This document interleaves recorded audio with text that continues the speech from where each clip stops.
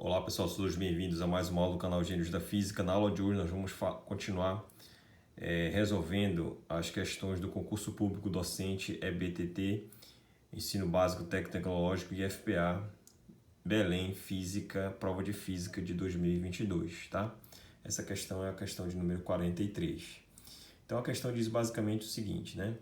Vou ler o seu enunciado e em seguida analisar as alternativas, que são 4, verdadeiro ou falso, tá? Então diz o seguinte, né? Essa questão é sobre eletromagnetismo. As equações de Maxwell são um conjunto de equações diferenciais parciais acopladas que, juntamente com a lei de força de Lorentz, formam a base do eletromagnetismo clássico, da ótica clássica e dos circuitos. Na física, um monopolo magnético é uma partícula elementar hipotética que se comportaria como um ímã de um único polo. Em termos gerais, o monopolo magnético teria carga magnética. O monopolo magnético foi primeiramente conjecturado por Pierre Curie em 1894, mas a teoria quântica de uma carga magnética começou em 1931 com o artigo de Paul Dirac. Neste trabalho, Dirac mostrou que a existência de monopolos magnéticos é consistente com as equações de Maxwell, somente se as cargas elétricas forem quantizadas, o que é observado. Desde então, diversas buscas foram realizadas. Experimentos realizados em 1975 e 1982 produziram resultados inicialmente interpretados como evidências da existência de monopolos, mas hoje vistos como inconclusivos. O interesse moderno se deve à física de altas energias, principalmente à teoria da grande unificação e à teoria das supercordas, que predizem sua existência. Na figura abaixo, temos as 4 equações de Maxwell no sistema de unidades e medidas gaussiano, com a inserção de Dirac das variáveis que estão em vermelho. Densidade de corrente magnética Jm e densidade de carga magnética ρm. Dado H cortado vezes C dividido pela carga elementar ao quadrado é igual a 137. Com base nessas informações, responda os itens abaixo. V para verdadeiro e F para falso. Então, pessoal, você tem aqui as 4 equações, as correções de Dirac para as equações de Maxwell são essas quatro equações. A equação de Gauss, agora a equação de Gauss elétrica, de Gauss magnética, né? Aqui você tem a lei de Faraday-Neumann-Lenz, tá? E aqui a lei de Ampère-Maxwell, perfeito? Então, vou analisar com base nessas equações, né, corrigidas por Dirac, e analisar os 4 itens a seguir. Então, a inserção de Dirac foi exatamente aqui a densidade de carga magnética e a densidade de corrente magnética. Eu coloquei em preto, tá? Então, o item 1 diz o seguinte: as equações de Maxwell usuais do eletromagnetismo clássico são obtidas igualando Jm igual a ρm igual a zero nas expressões abaixo. Então, se você considerar Jm e ρm tudo igual a zero, esse termo é nulo, esse termo aqui é nulo.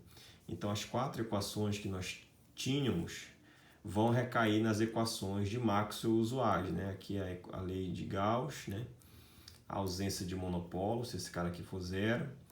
E Jm igual a zero, não tem necessidade de carga magnética, também é nulo, você fica com a lei de Faraday-Neumann-Lenz usual, né? Aqui não se altera.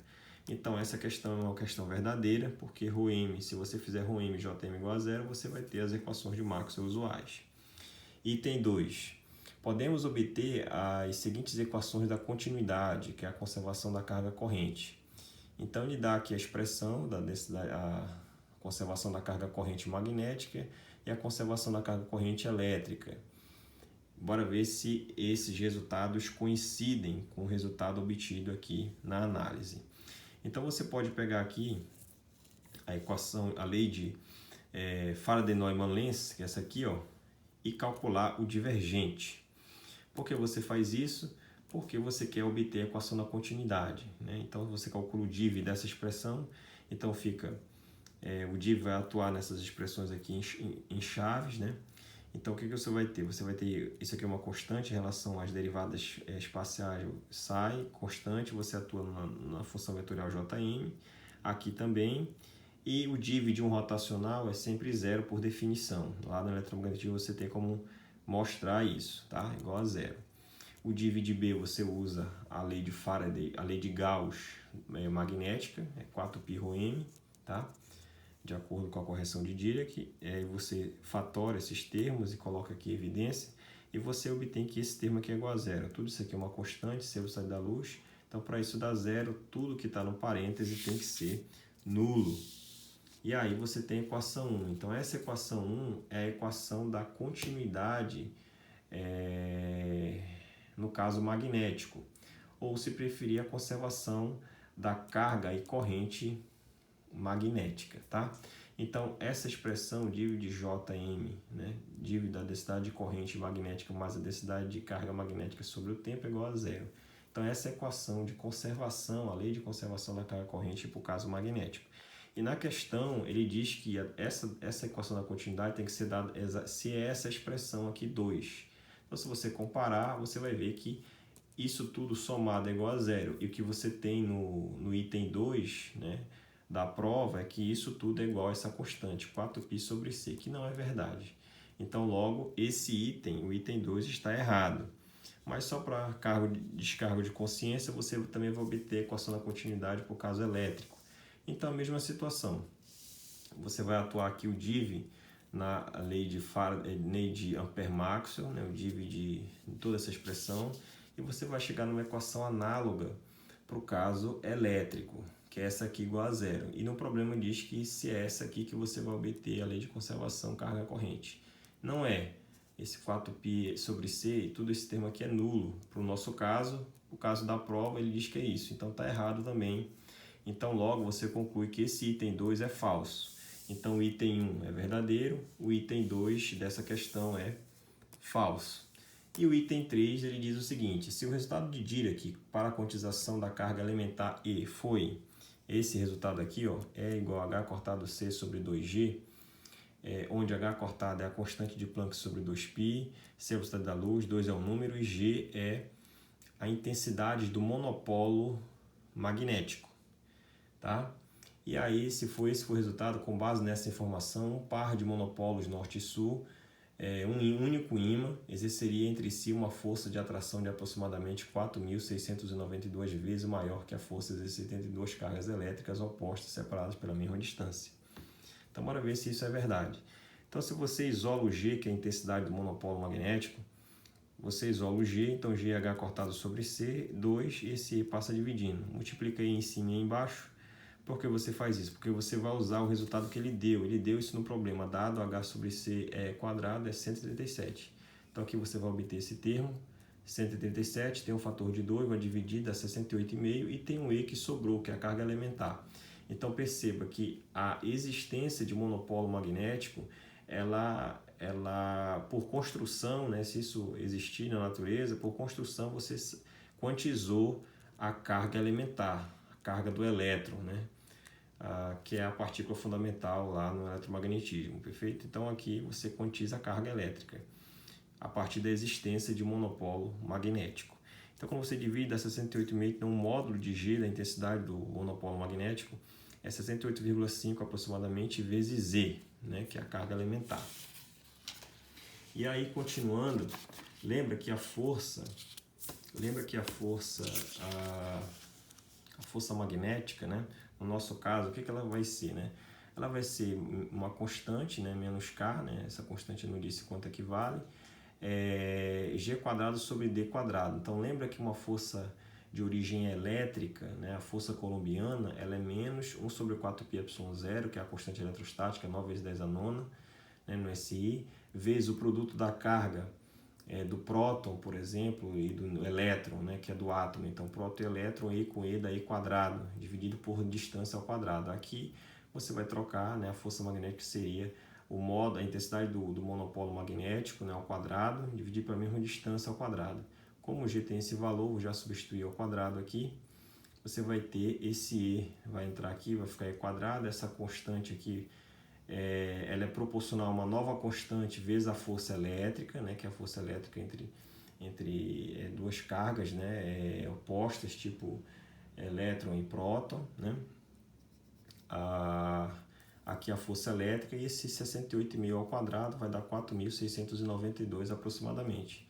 Então, esse termo que está entre parênteses é a força elétrica. Então, a força magnética ela é proporcional a menos uma nova constante, que eu chamei de K barra, força elétrica 4.692 vezes. Então, a força magnética, de fato, ela em módulo, ela é 4.692 vezes maior que a força elétrica colombiana. Então, esse item também está correto, é verdadeiro, né? Então, você já tem item 1 verdadeiro, 2 falso, 3 verdadeiro. E, por fim, é o item 4 que ele pede para você analisar, que diz o seguinte: as equações de Dirac aqui abaixo mostram uma simetria de A e B, sendo invariante sob a substituição, que é a substituição aqui. Eles chamam essa substituição conhecida como transformação de dualidade. Então, vamos ver se isso é verdade, né? Então, você tem aqui as 4 equações de Dirac, né, corrigidas, né, com a introdução do monopolo, né, a predição do monopolo magnético. Elas estão escritas no sistema de unidade gaussiana, elas são simétricas, tá? Uma em relação à outra, são muito parecidas. Então, se você fizer a troca, vamos lá, pega E. Onde tem E aqui? Está aqui. Então, E troca por B, obtém a equação de baixo. Rho troca por ρm. Então, quando eu fiz essa primeira troca aqui, ó, esses dois itens e esse, aqui na primeira equação, o E vira B, está aqui a equação de baixo. O Rho vira ρm. Então, a partir dessa expressão, com essa transformação de dualidade, eu obtive a equação de baixo. Ótimo, bora olhar a equação de baixo agora. É B, então no lugar de B troca por menos E, então tem um sinal de menos aqui. E no lugar de ρm troca por menos ρ. Menos com menos dá mais, a equação de baixo transforma-se na de cima. Então, está correta até então. Bora para a próxima equação aqui, corrigida de Dirac, né? Então, você tem aqui o E leva em B, o E leva em B, tem um sinal de menos. Jm transforma em menos J, tem um sinal de menos. E o B transforma-se em menos E. Então vai ter menos, menos, com esse menos vai virar tudo mais, aqui fica E, aqui fica J e aqui fica B. Então a equação de cima transforma-se na de baixo. Bora ver se o inverso, né, funciona. Troca B por menos E, deu aqui. Troca J por Jm, bateu, já bateu o sinal de menos, bateu o E, bateu o sinal também, corrigiu. E o E transforma-se em B, bateu na equação de cima. Então, com essa transformação de dualidade estabelecida, você pode pegar uma lei de Gauss e converter na outra, uma equação de lei de Faraday-Neumann-Lenz, né, de Dirac, que você pode converter na lei de Faraday-Neumann-Lenz usual e vice-versa, né? Então, essa transformação é invariante, então ela está correta. O item V verdadeiro. Então, a primeira verdadeira, a segunda falsa, a terceira verdadeira, a quarta verdadeira. Logo, a alternativa correta é a letra A, verdadeiro, falso, verdadeiro, verdadeiro, para a questão de número 43 desse concurso público. Tá certo? Espero que todos tenham gostado. Até mais e bons estudos.